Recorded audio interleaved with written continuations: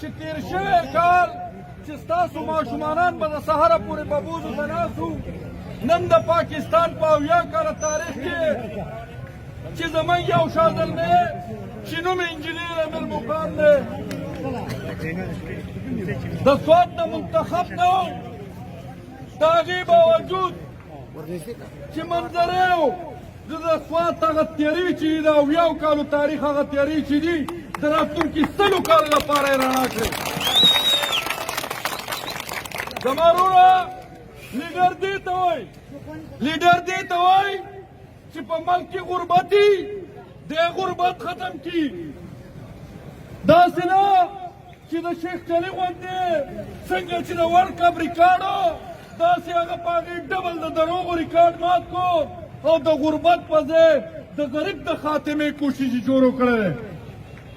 نن که موږ راوتي وو د چا د ازادۍ دپاره نه یو راغلي، موږ نن وایو چې په دې خاوره باندې د الله ډېر ازمایښونه راغلو، په دې خاوره باندې سیلابونه راغلو،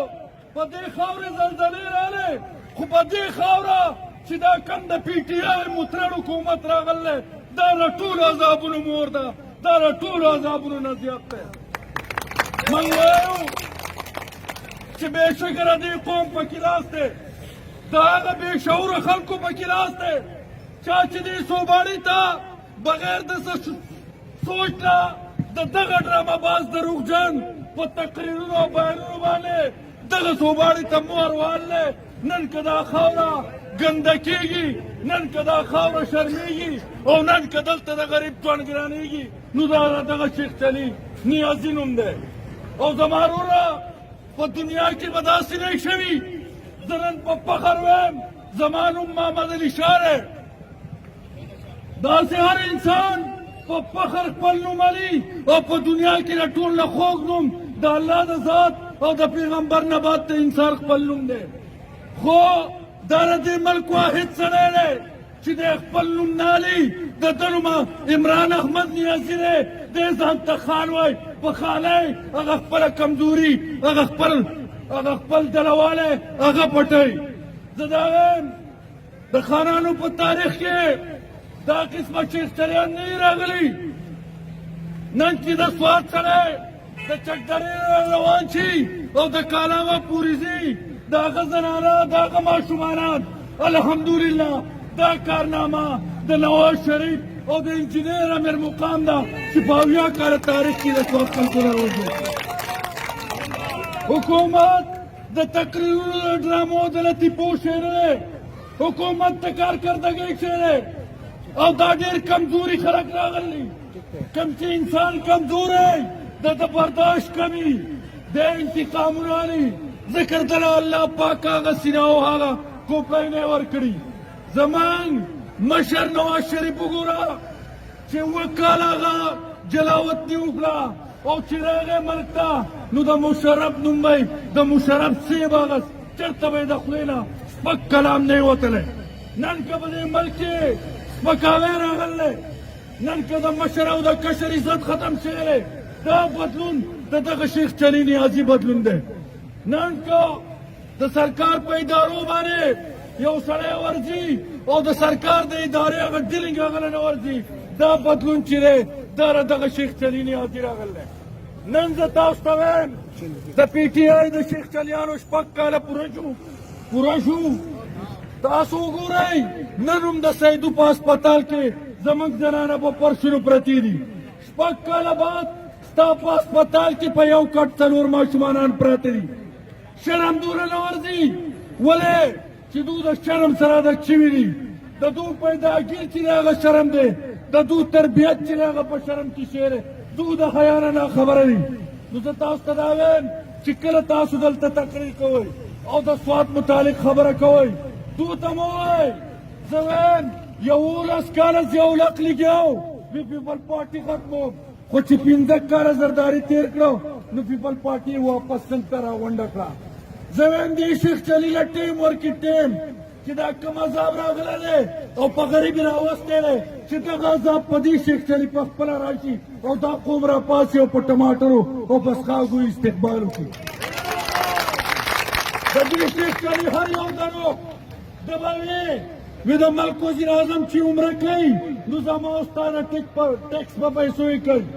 زما د ملک وزیر اعظم نواز شریف هر کال خپله تنخواه د محمد علي شاه په لاس کډلي هسپتال له ورکړ ده دې شیخ کلي سره د یارانو دوستانو سره د پیرانو د پیریانو دا ټول زما او ستا د ټیکس په پیسو باندې د عمرې له بولي او بیا یې وینا کړې ده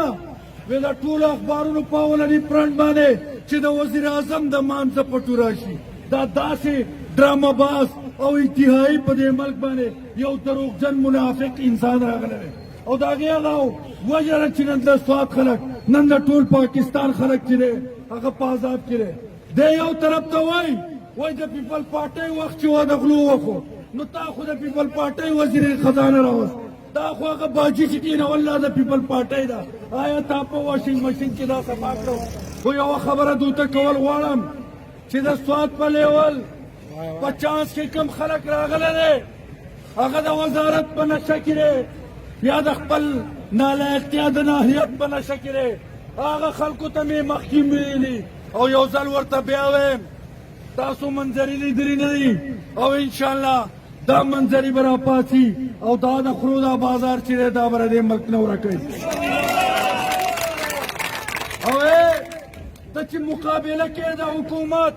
په هسپتالونو یې وکړه په سکولونو یې وکړه په تعمیرونو یې وکړه د انجینر امیر مقام سره د خپلو لسو کالو کارکردګي برابر کا نو زه به ستا ومنم چې تا کې اهلیت دی ستا سره حکومت دی نن که روډ جوړېږي وایي څوک دی امیر مقام که بجلی ده نو څوک دی امیر مقام که ګیس دی نو څوک دی وایي امیر مقام که په سیدو کې دا سور بلډینګ ولاړ دی چا ودرولی دی انجینر امیر مقام نن که کډني هسپتال دی د چا د امیر مقام نو یې کم بخته ته خو موږ نونکو او تعویضونو لم نه لېږلی ته تش ګډاګانو ته تلی او ډانسونو ته تلی ټول سوات کې وشرمو نن ستا سره د ملک د ټول نه لوی وزارت دی زه د کونسل نه قرارداد پاس کوم چې دغه وزیر صاحب چې د روډونو وزیر دی ماله 15 فوټه روډ د سوات غټ کا پتا کې د 15 فوټو ځای نشته امیر مقام د چکدرۍ نه کالام ته ورسو ته د دې نه د خپل اهلیت پیمانه وګوره تاسو نور ټول تنګ شوي او ماشاءالله احتجاج کې شریک هغه غرونه دي چې په اډه کې به خپلو بچو له د دوانو رزق پیدا کوو نن هغه بې درکه شوي دي د هغو دپاره به انشاءالله زه سبا د سوات په لیول چې کومه خبره د غریب سړي روزی له چې څوک راته ورکوي الله پاک د هغه حیثیت له راته ورکوي زه به د دوی وکالت کوم زه به د دوی نماینده یم زه به د دوی د حق جنګ په موضوع به واپس د حضور ته راولم ورسره د سوات خلک له دې ځای مناسب نه ده خو په سږني کال له دې اختر په چوټیانو کې د سوات د ټولو خلکو نه د ملم جبې د غر د لیدو 100 روپۍ ټیکس اخیستی شوی دی دا چې دي دا د صوباډي وروڼه دا د قام نه او د ضلعې نه نه خبر محمد علي شاه دا اعلان کړ دی چې که په دې هفته کې دننه دا پاټک ختم نه شو نو په نفس نفیس د کونسل سره وځم سره دا پاټک او سره د خټک دا موریدان دغه غلی چې په ملم جبه کې راغونډ کړي دا به د دې ملم جبې نه د سوات غرونه د چا د پلار نیکه میراث دی